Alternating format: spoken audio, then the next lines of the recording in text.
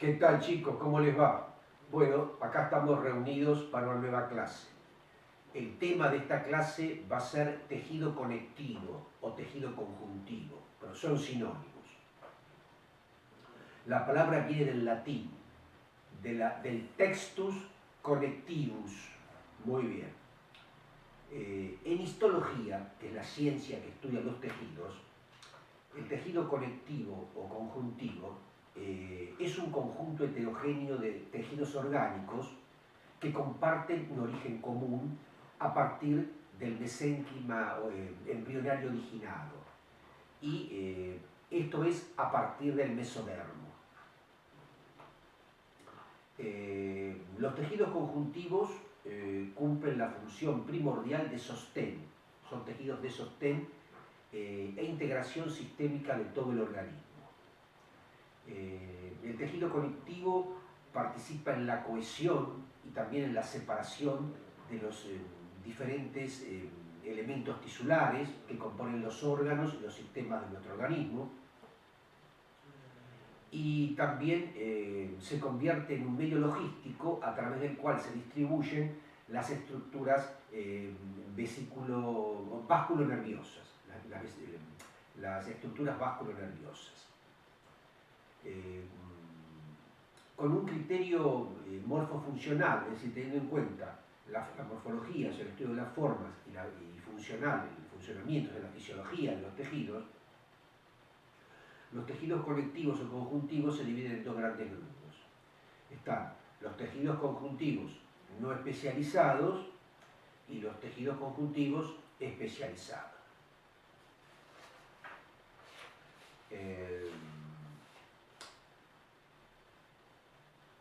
La denominación de tejido conjuntivo ya dijimos que agrupa diversos subtipos de tejidos, ¿no? Y decía, abarca tanto los especializados como los no especializados.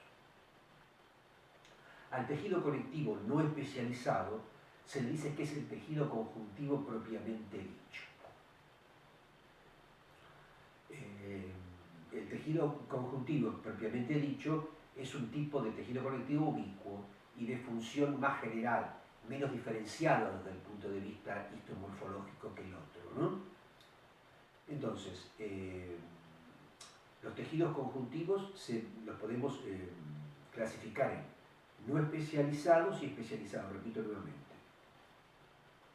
Dentro de los no especializados tenemos el tejido conjuntivo laxo, que a su vez se subdivide en tejido conjuntivo mucoso o gelatinoso, tejido conjuntivo reticular y tejido mesenquimal. Ese es el tejido conjuntivo laxo. Y también tenemos un tejido conjuntivo denso que se subdivide en conjuntivo denso regular y conjuntivo denso irregular. Esos son los tejidos conjuntivos no especializados. Dentro de los especializados tenemos, por ejemplo, el tejido adiposo, que luego en otras clases vamos a estudiar en particular. Tenemos también el tejido cartilaginoso, el tejido óseo, que también lo vamos a estudiar en otras clases, el tejido hematopoyético, hematosangre, poiesis, creación, es el tejido que da origen a la sangre. Vamos a estudiar al tejido sanguíneo, o sea, la sangre es un tejido. Y vamos a estudiar también al tejido linfático. La sangre es un tejido especializado del tejido conectivo conjuntivo, ¿no? Dicho en otras palabras, la sangre es una variedad de tejido conjuntivo o conectivo. O si querés decir de otra manera, es un tejido conectivo conjuntivo especializado. Se diferencia de los otros tejidos que la matriz de este tejido es líquida. La matriz de este tejido, ¿cuál es? El plasma sanguíneo. Hay algunos científicos que dicen que habría que agregar a la sangre como el quinto tejido básico de nuestro organismo. Vieron que tenemos el epitelial, el conectivo conjuntivo, el muscular y el nervioso. Dicen que la sangre tendría que ser el quinto tejido. Yo no comparto ese criterio. Yo comparto que para mí la sangre, el tejido sanguíneo, es una variedad de tejido conectivo. Sería un tejido conectivo especializado.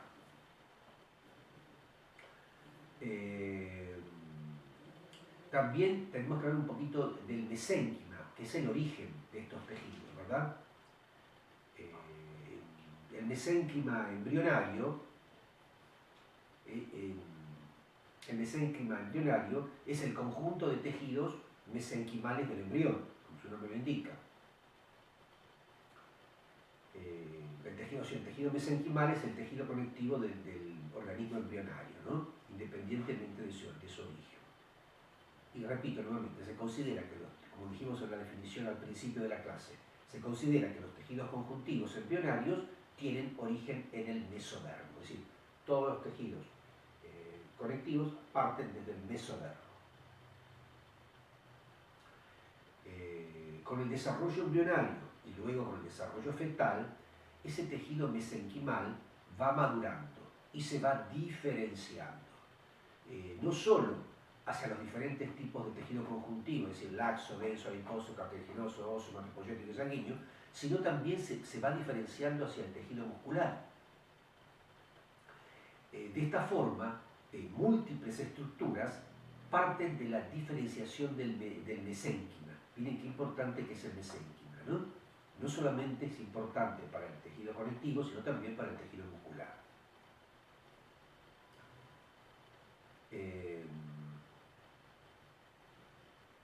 Tenemos que decir que el tejido conjuntivo denso,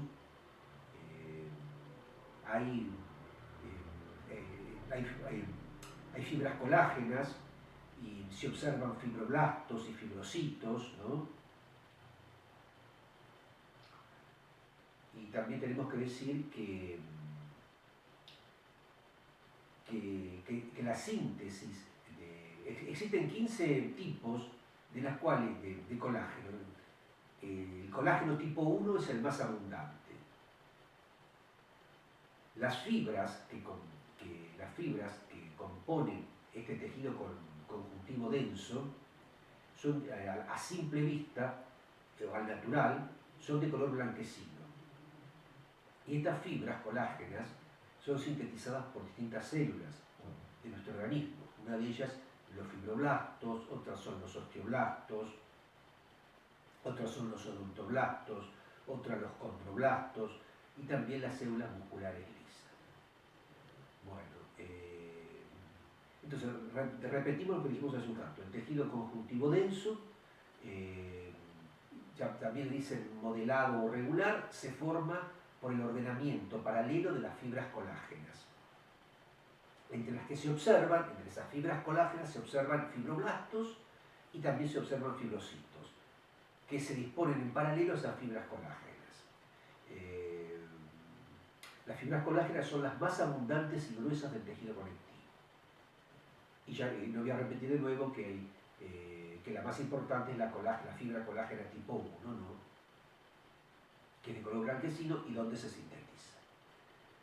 Entre los componentes del tejido conjuntivo tenemos que decir que hay una sustancia fundamental y también están las fibras, que son los componentes extracelulares, y que se conoce con el nombre de matriz extracelular. Repito, los componentes básicos del tejido son las células y los componentes extracelulares asociados a las células.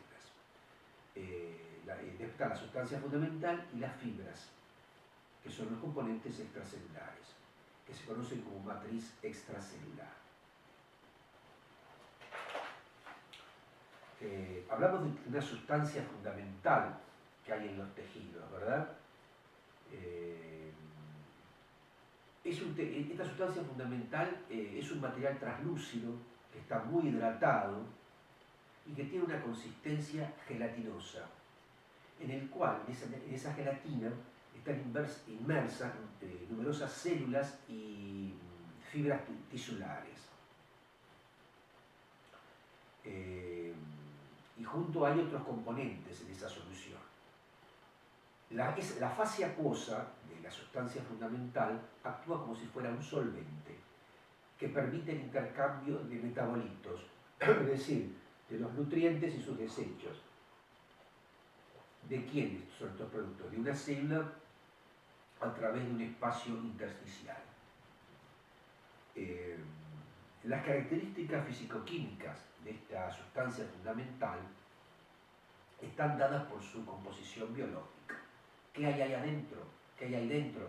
Hay proteínas, hay glucosamina y glucanos unidos, que se dice que reciben el nombre de proteoglucanos, etc. Inicialmente eran conocidos como, se les decía que eran mucopolisacáridos ácidos. En cambio hoy se los identifica, como dijimos recién, como GAGS, que viene a ser glucosa más aminoglucanos. Y se hallan principalmente otras sustancias como condroitinsulfato, heparansulfato, queratansulfato, ácido hialurónico. Bueno, ¿qué es todo esto? Todo esto que yo acabo de contar son macromoléculas complejas de polisacáridos asociados a proteínas. Y también están asociados al catión sodio y también también hay un gran efecto osmolar, ¿verdad? Por ejemplo, por el arrastre del agua, y esto contribuye a la turgencia de la matriz intercelular. Entonces, repetimos, ¿qué es todo esto que acabo de contar? Macromoléculas complejas de polisacáridos asociados a proteínas, y también numerosos cationes, principalmente el sodio. Esto tiene un gran efecto en la osmolaridad, en la ósmosis, que es el arrastre de agua, ¿no? El pasaje de agua. Y esto constituye la turgencia de la matriz, ¿verdad? Muy bien. Existen técnicas histológicas especiales para poder ver estos tejidos, por ejemplo, con azul de toluidina, la coloración de PAS, que significa Periodic Acid Shift, y otras más. Pero estas coloraciones de tejido a las que yo me refiero, las hacen en el laboratorio de histología, o más precisamente en el laboratorio de patología.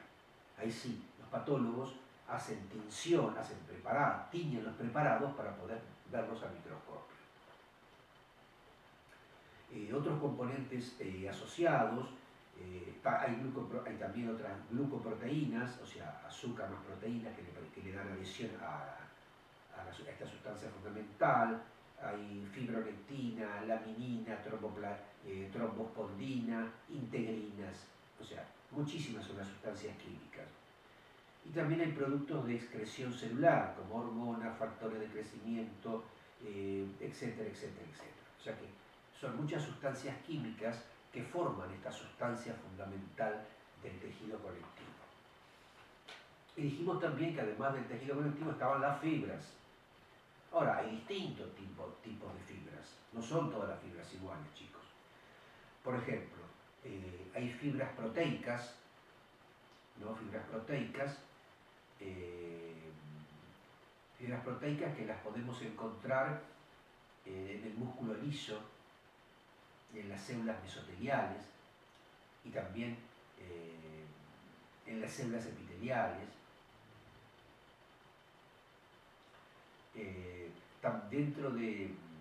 Hay fibras colágenas que las podemos encontrar fundamentalmente en los tendones de nuestro organismo, en los ligamentos.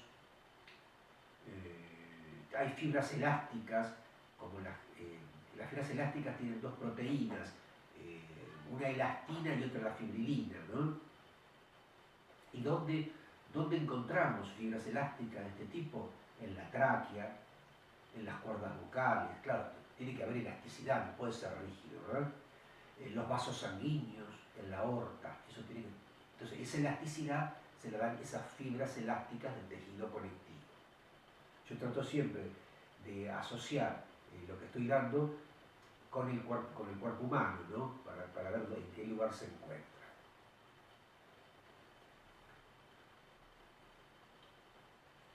Hay también microfibrillas, o sea, microfibrillas, y también microfibrillas que están en la base de los epitelios, en la base laminar de los epitelios. Bueno, entonces hasta ahora hablamos del tejido conectivo o conjuntivo, dimos sus generalidades, dijimos que tiene una sustancia fundamental y un sistema de fibras de distinto tipo, de distinto origen, que arman el tejido conjuntivo. Ahora también tenemos que hablar de las células que integran el tejido conjuntivo, y son muchas, porque es un tejido ampliamente distribuido en nuestro organismo. Piense que es el sostén. Debajo del tejido epitelial, debajo de la epidermis, viene el tejido conectivo. Entonces está distribuido por todo el organismo. Entonces, ¿qué tipo de células que podemos encontrar en un tejido conjuntivo conectivo? En primer lugar, las células mesenquimales. En segundo lugar, otras células que se llaman fibroblastos.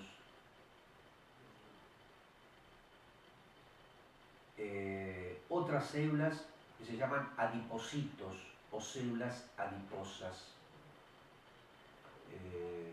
Otras células son los macrófagos, que son grandes defensores del organismo, ¿no? Cuando van a fagocitar al invasor. Otro tipo de célula del tejido conjuntivo son los mastocitos.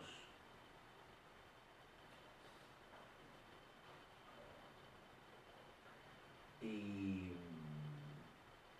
otra célula importante son las células plasmáticas, que son muy importantes para la producción de anticuerpos.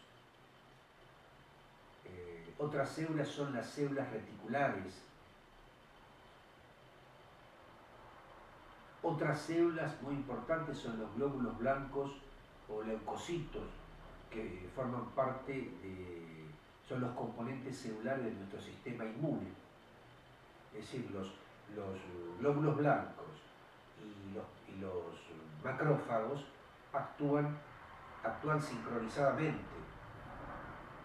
Y las células plasmáticas también, porque son las encargadas de producir los anticuerpos.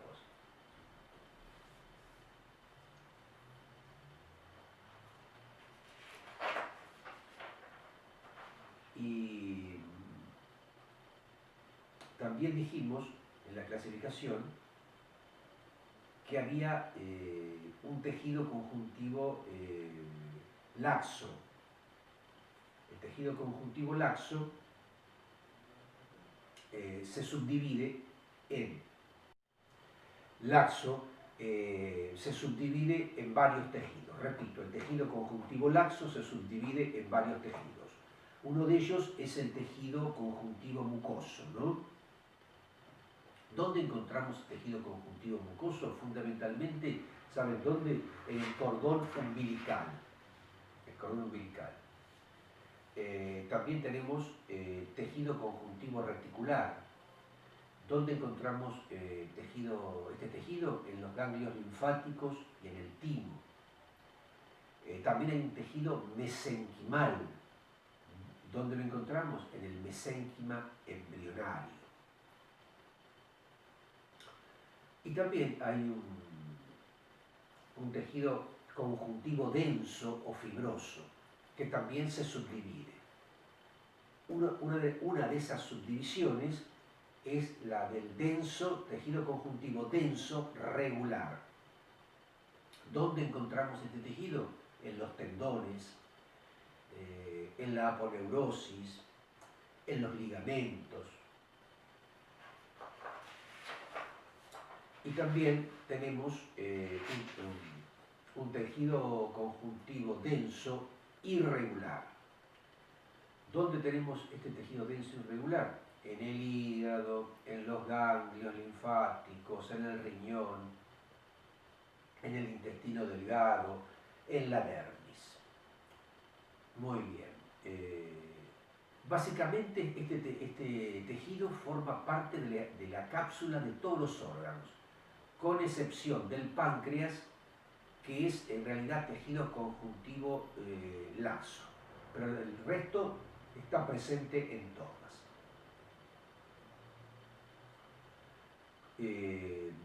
Con respecto a la histofisiología del tejido conectivo, o sea, la histofisiología es la combinación de la histología, el estudio de los tejidos, más la fisiología, es decir, las funciones, ¿verdad?, de cada uno, de cada una de sus células. Tenemos que decir que entre las funciones normales de todo tejido conectivo está sostén estructural, sostén metabólico y nutricional de las células, almacenamiento de reservas energéticas, inmunidad, protección e inflamación. Estas son las funciones normales del tejido, ¿verdad? Funciones histofisiológicas que sirven para proteger a nuestro organismo. También estos tejidos, el tejido conectivo, es una barrera para las infecciones, nos da protección antiinfecciosa, porque si no todos los gérmenes penetrarían nuestro cuerpo con muchísima facilidad. Y también es muy importante para la regeneración de las lesiones que se producen en nuestro organismo. Bueno chicos, traté de que la clase esta de tejido conectivo conjuntivo sea bien concisa y completa y concreta, y nos veremos la próxima clase, la próxima semana, y vamos a empezar a charlar de algunas enfermedades del tejido conectivo o conjuntivo. Repito, algunas enfermedades del tejido conectivo o conjuntivo. En la clase que viene vamos a hablar de lupus eritematoso y síndrome de Sjögren, que son dos enfermedades del tejido conectivo. Bueno, será hasta la próxima y muchas gracias.